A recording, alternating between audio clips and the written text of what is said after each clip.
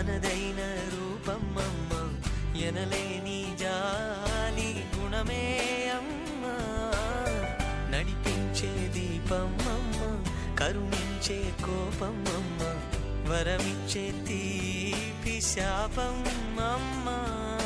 నాయాలి అమ్మగా అవుతుండగా జోలాలి పాడన కమ్మగా కమ్మగా.